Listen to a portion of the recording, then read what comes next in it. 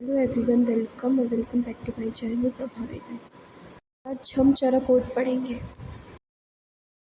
अथनम अग्नि सहकाशे ब्राह्मणः सहकाशे भिषकः सहकाशे च अनुशिष्यात् ब्रह्मचारिणी। इसमें ये बताया गया है जो प्रिसेप्टर्स होते हैं, जो इंस्ट्रक्टर्स होते हैं, टीचर्स होते हैं, उनको इंस्ट्रक्ट करना चाहिए डिसिप्लिन्स को, स्टूडेंट्स को। और प्रेजेंस में किसके? अग्नि सहकाशी, अग्नि के प्रेजेंस में, ब्राह्मण के प्रेजेंस में और दूसरे भिषक प्रेजेंस में, फिजिशियंस के प्रेजेंस में क्या करना चाहिए? डिसिप्लिन्स को ब्रह्मचारिणी, शमशुधारिणी, सत्यवादिनी, अमांसादेन, मेध्य सेवनी।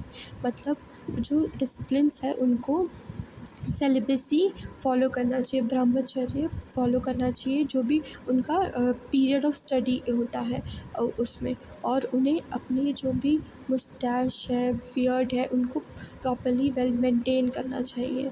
और सत्यवादिनी, हमेशा सत्य वचन कहना चाहिए। अमांसादेन मतलब मांस का ना सेवन करके वेजिटेरियन फूड कंज्यूम करना चाहिए। और मेध्य सेवनी, ऐसे आहार का सेवन करना चाहिए जो मेदे को बढ़ाए।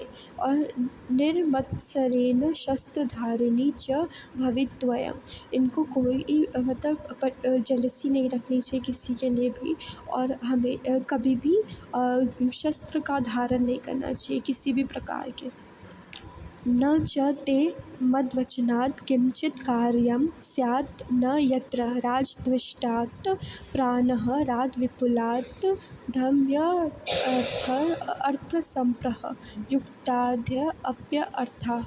इसमें बताया गया है कि जो भी डिसिप्लिन्स होते हैं उनको हमेशा इंस्ट्रक्शंस फॉलो करने चाहिए, लेकिन कुछ कंडीशंस हैं, कुछ सिचुएशंस हैं जहाँ उन्हें नहीं करने चाहिए। जैसे अगर वो इंस्ट्रक्शन हॉस्टाइल हो किंग के लिए, मतलब फेवर में ना हो किंग के, या फिर किसी का डेथ कॉज करे, या फिर दोज एक्ट्स जो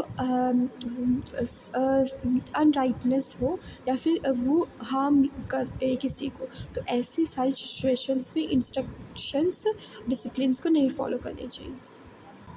आगे के वर्सेस में ये बताया गया है कि स्टूडेंट्स को हमेशा रिगार्ड करना चाहिए चरक का, और उन्हें ऐसे सर्व करना चाहिए सन, सर्वेंट और सप्लिकेंट। और स्टूडेंट्स को बिना किसी ईगो के और केयर और अफेक्शन के साथ एकदम अनडिस्टर्ब माइंड के साथ ये जो भी कोर्स पीरियड होता है उसमें रहना चाहिए विथ मॉडेस्टिटी और प्रॉपर विलिंगनेस, बिना कोई जेलसी और ओबीडियंस के साथ फॉलो करना चाहिए सारी इंस्ट्रक्शंस को। कर्म सिद्धम यर्थ सिद्धम यशो लाभम प्रत्यय। इस श्लोक में ये बताया गया है कि जो भी डिसिप्लिन्स होते हैं, अगर उन्हें सक्सीड करना है अपनी मेडिकल प्रोफेशन में और अर्न करना है good quality of money and fame, और रीच करना है हेवन में आफ्टर डेथ, तो उनको पहले प्रे करना चाहिए वेलफेयर के लिए सारे लिविंग बीइंग के। और इसके पहले उन्हें प्रे करना चाहिए काउस और ब्राह्मण्स को। सर्वात्मनाः च अतुराणां आरोग्यं प्रयतिभयम्। इसमें ये बताया गया है कि हमें जो डिसिप्लिन है उसे हमेशा ट्राई करना चाहिए प्रोवाइड करने के लिए हेल्थ पेशेंट को बाय ऑल द मीन्स, जितने भी पॉसिबल वेज होते हैं वो सब ट्राई करके उसे जो भी पेशेंट है उसे हेल्थ प्रोवाइड करना चाहिए। फिर आगे ये बताया गया है even for the sake of your life, मतलब हमारी सेक ऑफ लाइफ के लिए भी हमें पेशेंट को छोड़ना नहीं है, और जो सिक है। अब ये आगे बताया है कि मनसापि च परिस्त्रियः न अभिगमनीयाः सतताः सर्वमेव परस्वयम्। इसमें ये बताया गया कि हमें कभी भी इमेजिन नहीं करना चाहिए या फिर एस्पायर नहीं करना चाहिए दूसरे स्त्रियों के बारे में, या फिर दूसरे के प्रॉपर्टी के बारे में। फिर ये बताया है कि जो भी डिसिप्लिन्स होते हैं उनका अपीयरेंस और ड्रेस कोड मॉडेस्ट होना चाहिए। You should not take alcohol, और इनको मद्यपान नहीं करना चाहिए, कोई भी सिंफुल एक्ट नहीं करना चाहिए, और कोई ऐसी एक्टिविटीज़ में नहीं इन्वॉल्व होना चाहिए जो जिसका रिज़ल्ट अच्छा ना हो। And you should always seek words that are soft. हमें ऐसे हम डिसिप्लिन्स को हमेशा ऐसे वर्ड्स सीख करने चाहिए जो सॉफ्ट हो, प्योर हो, राइटनेस हो और इनकेपेबल हो किसी को हर्ट करने के लिए, और वो प्रेसवर्दी हो और ट्रुथफुल हो और बेनिफिशियल हो और मॉडरेट हो और किसी भी पर्सन को हार्म ना करे, इवन द पेशेंट को। अब ये आगे ये बताया गया, you should always take care of place and time and act accordingly. हमें हमेशा ध्यान में रखना चाहिए जो समय है और जगह के हिसाब से, और उसी के अकॉर्डिंग हमें बिहेव भी करना चाहिए। फिर आगे ये बताया गया है कि you should always strive to acquire knowledge and should keep ready with needy medicine and equipments. जो डिसिप्लिन्स होते हैं उनको हमेशा अक्वायर करना चाहिए नॉलेज को, जो कहीं से भी मिल रहा हो, और हमेशा जो नीडी मेडिकेशंस है और इक्विपमेंट्स है उसको हमेशा अपने पास रखना चाहिए। न च कदाचित्ताः च द्विजानां राजद्वेषिणाम्। इसमें ये कहा गया है कि डिसिप्लिन्स को कभी भी प्रिस्क्राइब नहीं करना चाहिए मेडिसिन दुष्ट को।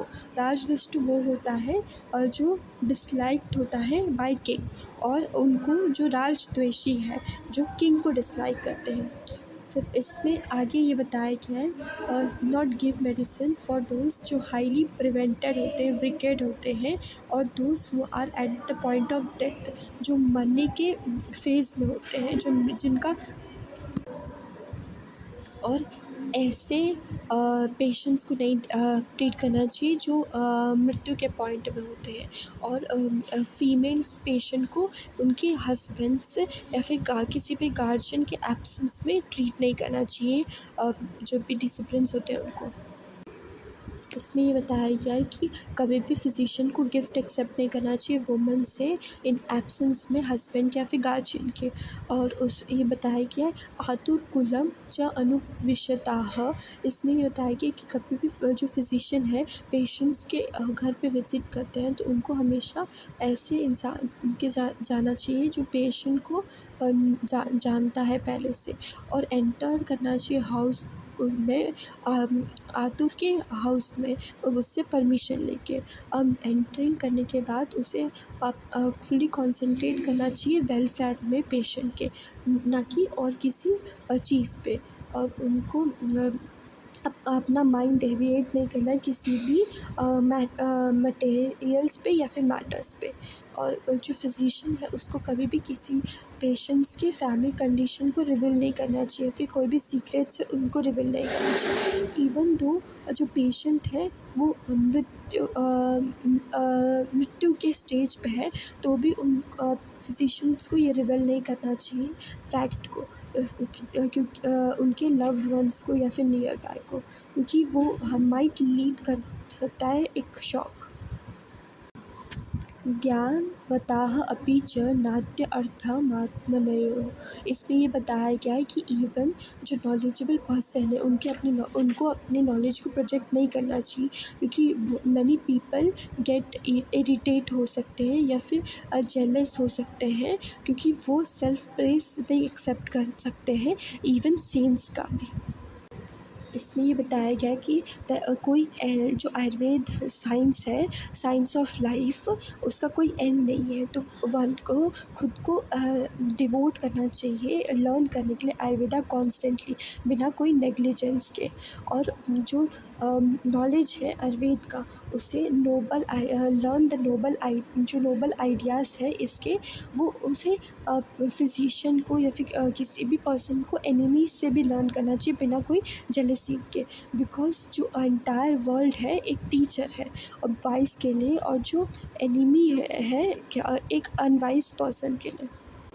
अब इसमें ये बताया गया है कि जो वाइस पर्सन होते हैं आफ्टर कंसिडरेशन एडवाइस को सुनने के बाद वो उसे फॉलो करता है, और ये यूज़फुल है इंक्रीज़ करने के लिए उसकी फेम को, लाइफ स्पैन